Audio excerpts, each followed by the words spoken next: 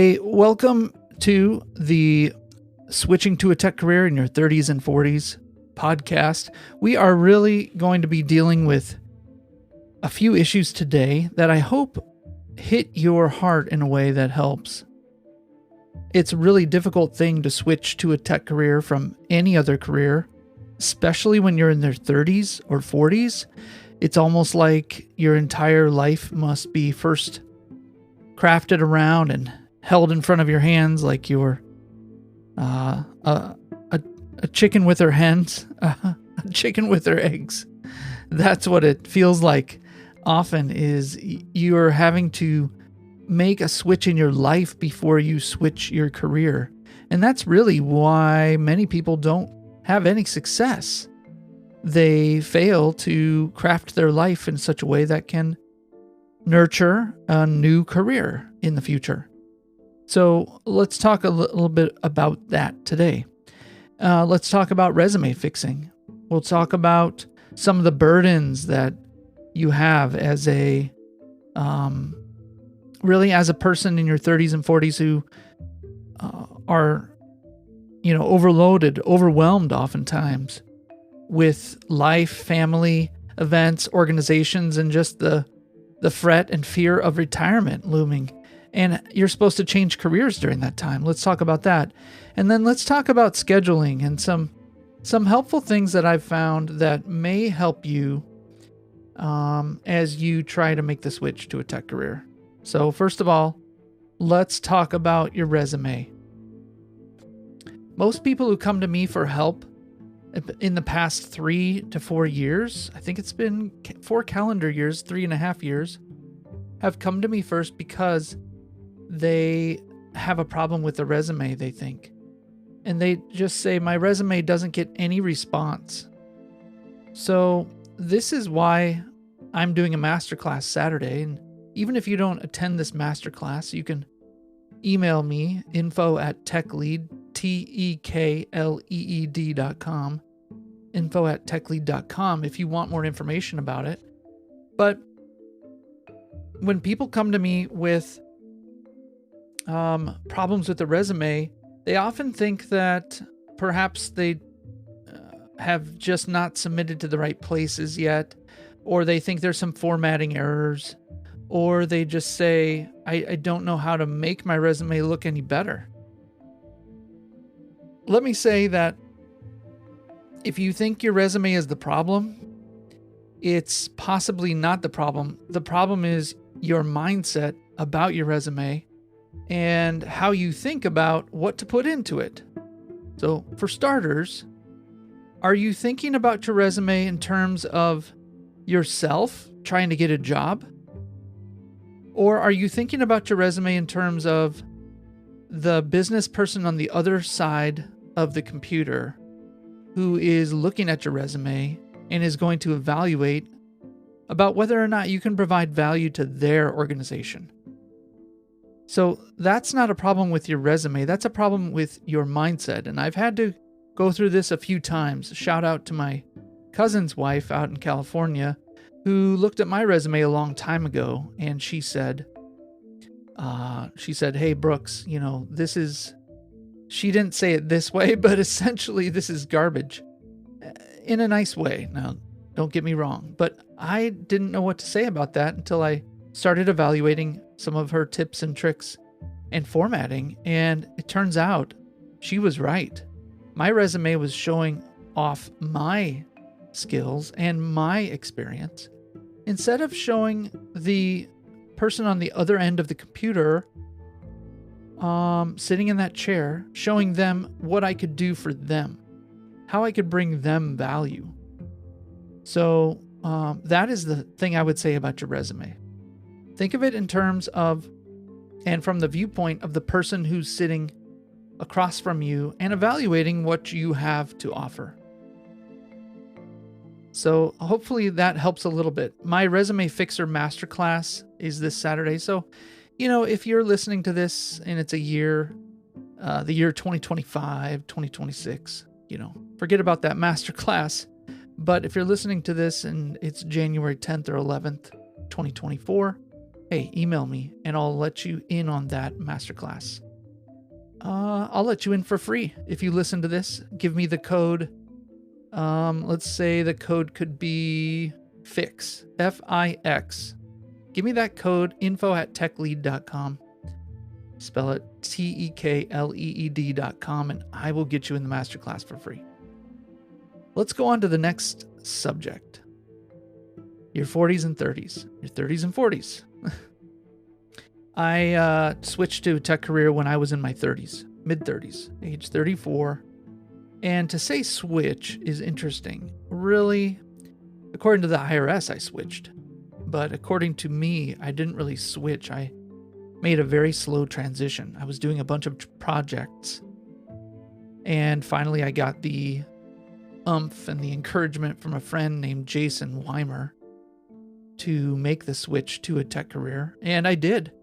I went from serving coffee one day to going to an interview.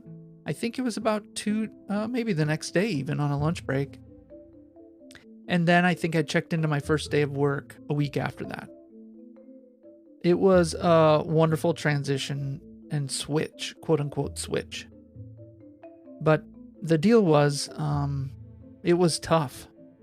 I had a family at that time. I had 5 children. I had 6 total. My wife and I had 6 children.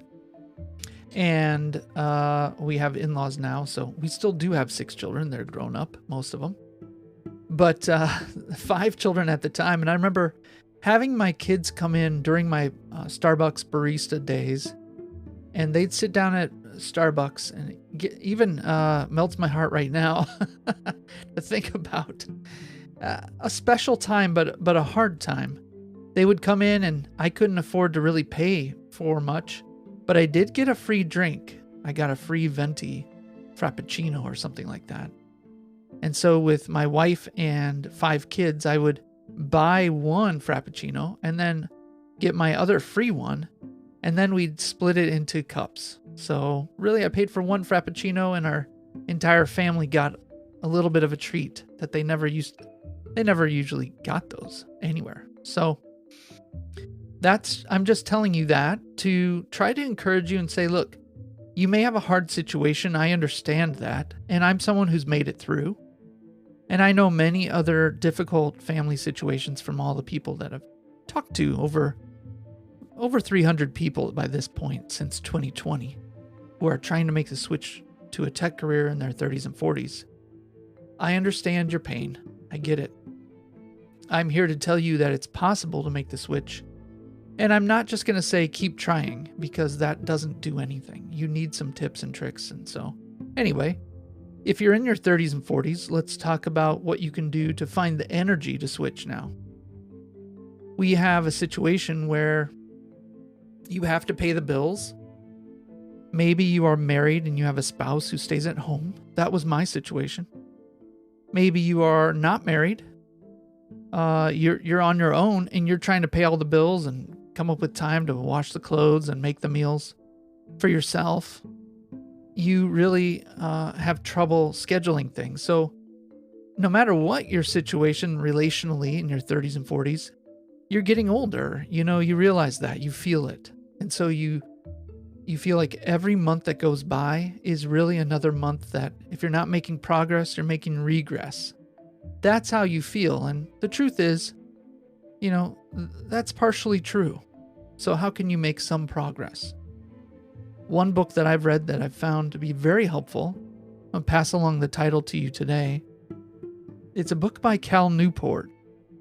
He spends his time doing other writings, and he's authored a few books, but one of them, I have it right here. It's called Deep Work. Cal Newport goes into some situations where people just like you and me have had to try to find time in their schedules to work, to get skills, to make this next leveling up of their careers on their own. And Cal Newport talks about a situation, I'll give you one, where a pastor has to come up with enough time to get his dissertation done. I think for a PhD or something like that. Doctor in theology, something like that. But what he does is he had to figure out the times and days that he would work on these, and he really worked out some interesting ways to get the time in and make some headway on this paper he had to write. So there are some ideas in that book, and I highly recommend it to you. One of the other things that is in the book, let's see, is that in the book? Yeah, he talks about going into, some people going into a cabin to get work done. Some people go to a retreat home to get writing done. And you might think that's impossible. Well, it might be impossible. Maybe you need to figure out ways to focus every day. And one of the things you could do is clear out half hour per day and work on your skill getting. Start to work on, Java or JavaScript or React or, Bootstrap and the skills needed for cybersecurity or mobile development like Kotlin or Swift. Or if you're working in the back end, you could work on some of your cloud architect skills, things like that. Half hour per day doesn't seem like much, but you start to get momentum, and all of a sudden, your time starts to bring reward. So scheduling daily is probably what you need rather than scheduling one day per week. If you can work it out with your spouse, with your kids, with your current job to just get half hour in, I'd start with that. Frankly, that's sort of what I did. When I was making the switch in my mid-30s, I would try to carve out time at night when the wife and kids were in bed. And I could get a lot of progress done.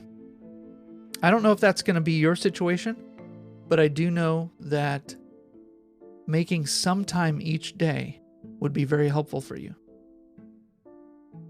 Well, I hope that this has been helpful just to hear some encouragement and maybe some practical tips for scheduling time for yourself.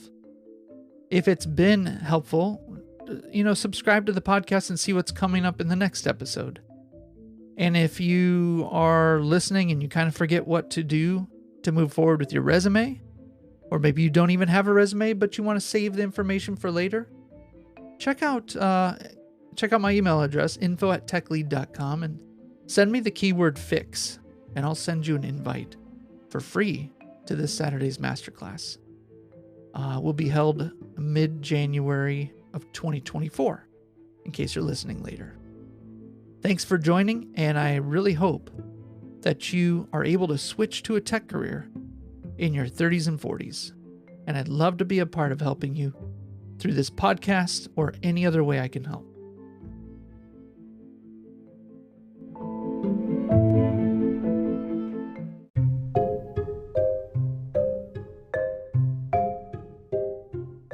If you are in your 30s and 40s and you are trying to make a switch to a tech career, or you're just considering what that might mean, or you've already made the switch, or you have been in the tech industry for a while and you're trying to level up your career to the next level, maybe you would like to be a guest on this podcast.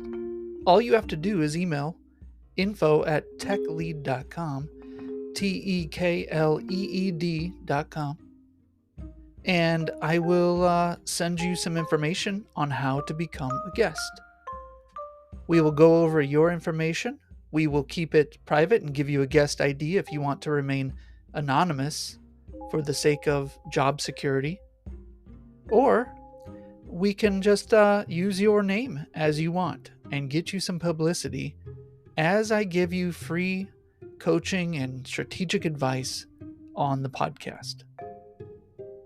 It's a safe place for you to get some help and get some exposure to people who may be looking at this podcast, looking for job candidates. So this is hopefully something you would like to do. And if so, just reach out. info@techlead.com.